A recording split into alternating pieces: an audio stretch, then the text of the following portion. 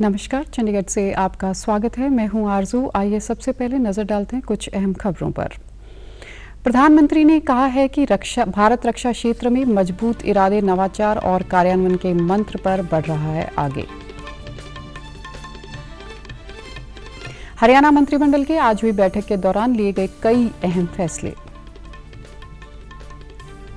और केंद्रीय पेट्रोलियम मंत्री तथा पंजाब के मुख्यमंत्री ने भुट्टल कला में स्थापित किए गए देश के सबसे बड़े बायो एनर्जी प्लांट को लोगों को किया समर्पित। अब समाचार विस्तार से।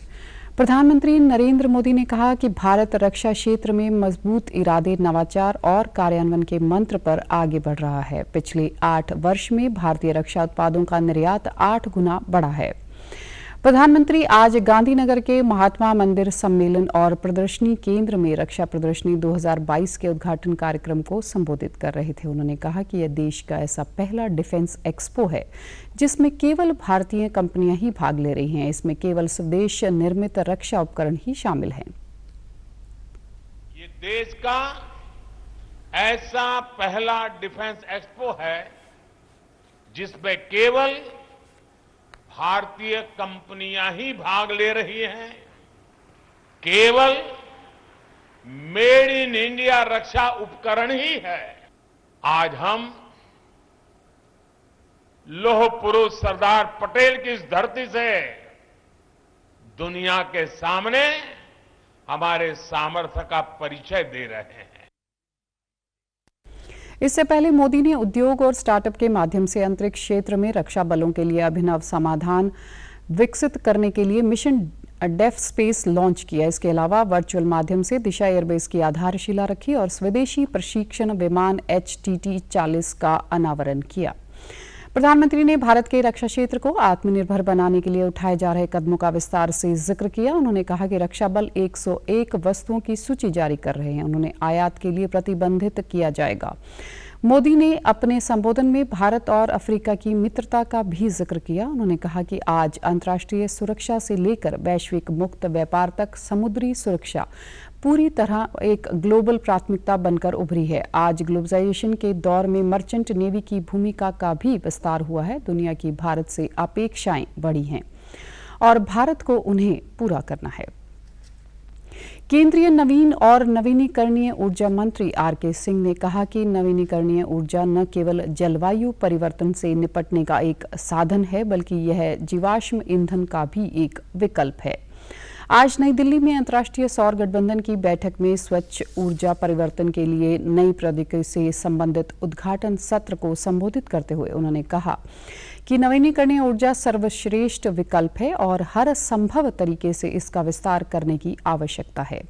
ऊर्जा भंडारण क्षमता पर चिंता व्यक्त करते हुए सिंह ने कहा कि हालांकि यह व्यवस्था महंगी है लेकिन सरकार ऐसी चुनौतियों से निपटने के लिए और अधिक भंडारण केंद्र स्थापित कर रही है। श्री सिंह ने विश्व के नेताओं से भंडारण केंद्र बढ़ाने का अनुरोध किया और कहा कि ऐसा करने पर ऊर्जा की कीमतें अपने आप कम हो जाएंगी। उन्होंने कहा कि ऐसी चुनौतियों से निपटने के लिए हमें नवीनीकरण ऊर्जा से वृद्धि करने की आवश्यकता है और सरकार इस दिशा में काम कर रही है। केंद्रीय मंत्रिमंडल ने वर्ष 2023-24 विपणन मौसम के लिए सभी रबी फसलों का सरकारी खरीद मूल्य यानी न्यूनतम समर्थन मूल्य बढ़ाने की मंजूरी दी है।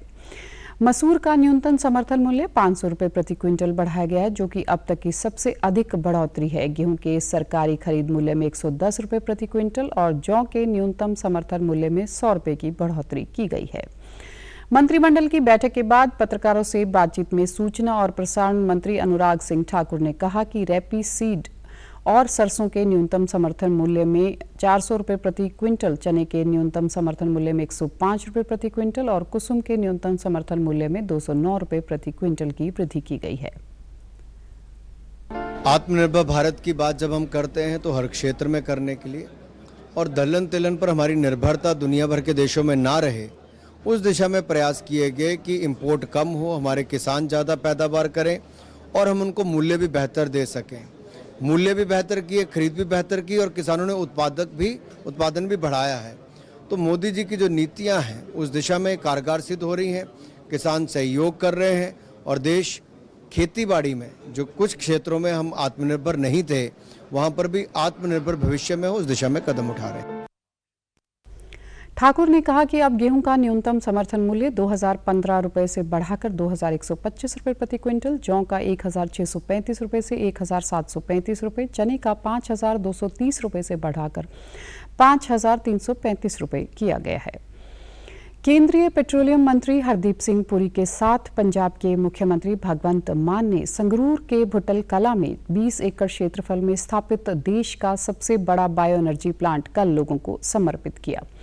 230 करोड़ रुपए की लागत से स्थापित किए गए इस बायो एनर्जी प्लांट से पराली जलाने की घटनाओं में कमी आएगी। राज्य के मुख्यमंत्री भगवंत मान ने इस अवसर पर कहा कि 80,000 क्यूबिक मीटर प्रतिदिन की क्षमता वाला यह प्रोजेक्ट बायोगैस पैदा करेगा, जो पराली जलाने की समस्या को हल करने का अच्छा साधन है। उन्होंने कहा कि इस यूनिट में सालाना 1.30 लाख टन पराली की खपत होगी। व 20 एकड़ क्षेत्रफल में स्थापित इस यूनिट से धान की पराली को आग लगाने के कारण पैदा होने वाले 1.5 लाख मीट्रिक टन दूषित तत्व तथा 20,000 मीट्रिक टन फैलाई ऐश की सालाना कमी लाने में भी मदद मिलेगी।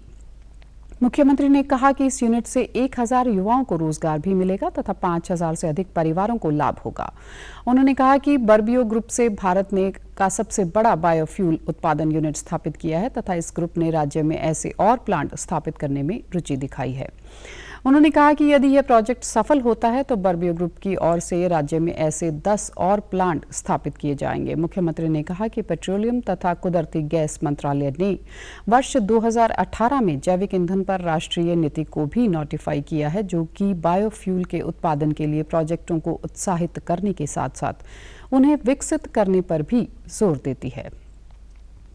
हरियाणा के मुख्यमंत्री मनोहर लाल की अध्यक्षता में आज कैबिनेट की अहम बैठक हुई।